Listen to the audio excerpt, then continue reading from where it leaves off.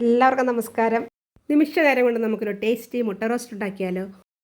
ഒരു കുക്കറിൽ 1 സ്പൂൺ വെളിച്ചെണ്ണ ഒഴിച്ച് ഒരു 3 സവാള അരിഞ്ഞത്, 2 പച്ചമുളക്, ചെറിയൊരു കഷ്ണം ഇഞ്ചി, 3-4 പീസ് വെളുത്തുള്ളി, ആവശ്യത്തിന് ഉപ്പ്, കറിവേപ്പില.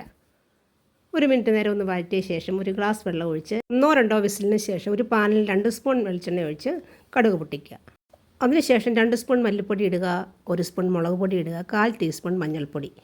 പൊടികളെല്ലാം ഇട്ട് ഒന്ന് വഴറ്റി പച്ചമണം മാറിയ ശേഷം നമ്മൾ വേവിച്ച് വെച്ചിരിക്കുന്ന ഉള്ളി ഇതിലേക്ക് ഇട്ട് കൊടുക്കണം.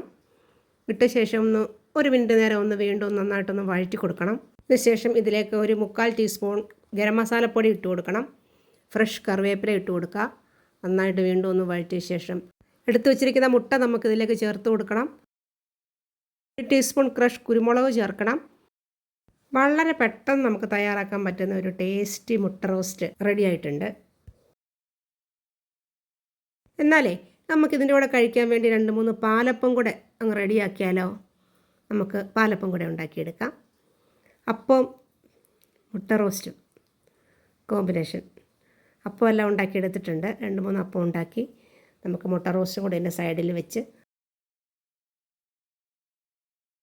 എടുക്കാം. നല്ലൊരു മുട്ട റോസ്റ്റും അപ്പം റെഡി.